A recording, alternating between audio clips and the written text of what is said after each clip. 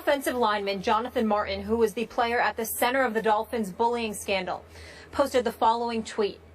If you don't know, now you know, with an attachment of his life story. Here's a little portion of that statement. Your job leads you to attempt to kill yourself on multiple occasions. Your self-perceived social inadequacy dominates your every waking moment and thought. You're petrified of going to work. You either sleep 12, 14, 16 hours a day when you can or not at all. You drink too much, smoke weed constantly, have trouble focusing on doing your job, playing the sport that you grew up obsessed with. But one day you realize how absurd your current mindset is, that this blank doesn't matter. People don't matter. Money doesn't matter. Fame and notoriety sure as hell don't matter. Nothing matters besides your family, a few close friends, and your own personal happiness. Stephen A., your reactions to this post? Well, it's riveting and kind of sad, because what it speaks to is the fact that he never really had an identity. He grew up completely lost. You're in school and you don't relate to black folks, you don't relate to white folks. You're constantly questioning who you are, ultimately questioning your own worth. And to imagine that as a child you're going through that, it can definitely lead to those thoughts of suicide, etc. I dare venture to say that if you had spoken to psychology experts and things of that nature, therapists and what have you, they would trace a lot of problems that people have back to their youth, what they were subjected to, which is why it's something that we should always be mindful and careful about, particularly when it comes to kids and the level of cruelty that they could exercise against one another, because you just never know. When you see some of these, the Columbine shooting and other things, and you hear kids alluding to being bothered in school and being harassed, and how they felt like they could never catch a break. You just never ever know what that could ultimately lead to, whether somebody elects to harm themselves or whether they elect to harm other people, unfortunately. Having said all of that, I also think it's important to note this. I know you may not agree with this, Skip Bayless, because of your feelings about Richie Incognito in terms of some of his past transgressions, the things that have been reported, the lady at the golf tournament, the team outing when he was with Miami, along with his checkered past in college and at St. Louis. But I must admit to you, this kind of gives me cause to pause as to the level of culpability that Richie Incognito actually has when it comes to Jonathan Martin. Maybe this is one of the reasons why so many of those players in Miami's locker room felt the need to come to Richie Incognito's defense as opposed to Jonathan Martin, because in their eyes they may not have had these problematic backgrounds, and because of it their mindset may have been, what is he talking about? Richie Incognito was the same way with all of us. We didn't interpret it or embrace it as bullying. So when you look at it from that perspective, obviously, instead of us engaging in a level of conviction towards Richie Incognito, we should have asked more questions about Jonathan Martin. That's not to say that Jonathan Martin was wrong or that he was at fault. It's to speak to the problems that he had in his life long before Richie Incognito ever came along. And if that truly was the case, and that truly was what was going on in his mind and in his heart, then how could Richie Incognito be held accountable for that? I'm not saying I know the answer. I'm not absolving Richie Incognito. I'm just simply pointing out that it's a very, very legitimate question. I hear what you're saying about Richie Incognito. I have less than zero respect for him as a human, but I get the context within which you're putting him. I think he was encouraged by members of the coaching staff, members of the front office, to help toughen up Jonathan Martin, to challenge him, not to bully him, just to push him and prod him, and in a locker room vein, toughen him up.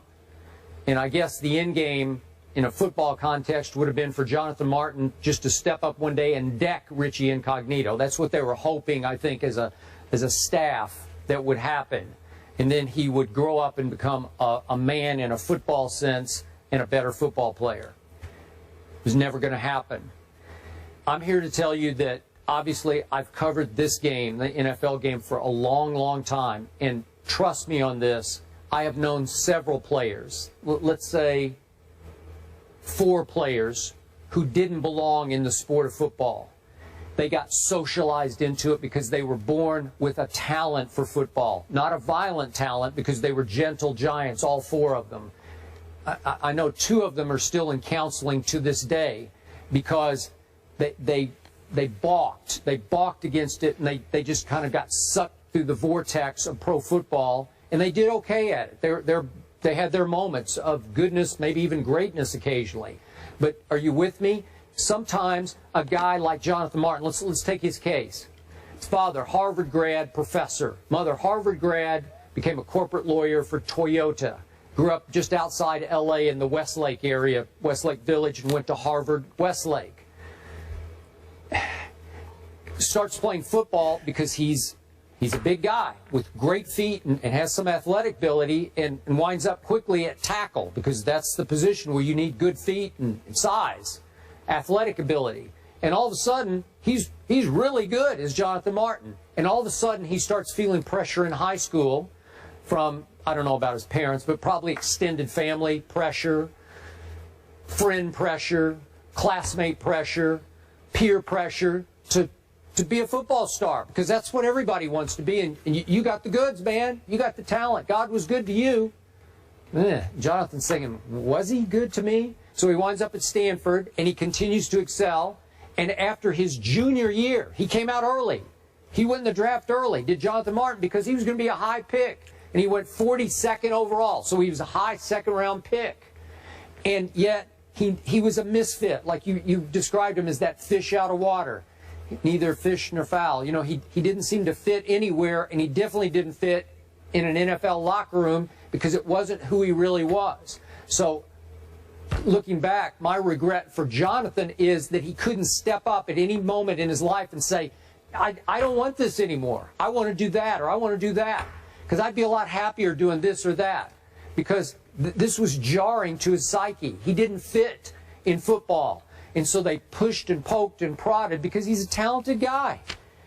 And it never clicked for him. So he was living hell on earth, especially in the Dolphin locker room, because he never belonged there in the first place. And I've known several of those players who wish they had never played football. And, of course, I argue back to him, well, you did make some money, and you did become kind of a household name, at least in your fandom. Yeah, they did, but they all tell me they wish they'd never played pro football. So maybe that's where Jonathan Martin stands right now. Well, maybe so, but I think the key thing that needs to be pointed out here, Skip, is that this is emanating from a bullying scandal. And the question remains, was he truly bullied? And the reason I asked that question is because of what Jonathan Martin revealed. Because you had players inside that locker room that were saying, what bullying? What are you talking about? Everything, I mean, this is what happens in a locker room. We endured and experienced the same thing. What are you talking about? Now, clearly it was real to him. And I don't mean to imply that the bullying scandal was fraudulent in any way. But his interpretation of bullying may be completely and entirely different than what someone else's is.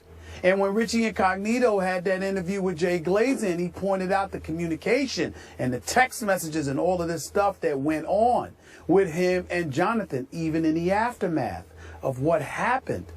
I don't know how we ignored that, especially in light of what he's revealed about himself. What he revealed about himself has a lot to do with what he has endured his entire life, long before he ever arrived in an NFL uniform.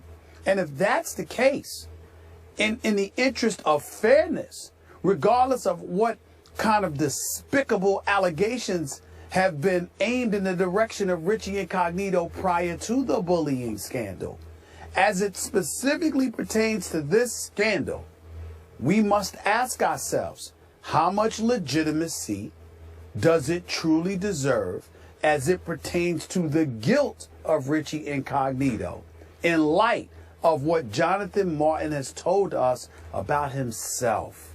We have, in the interest of fairness, you have to do that with Richie Incognito, because I got to tell you, reading this stuff right here, this seems to me to be a Jonathan Martin issue.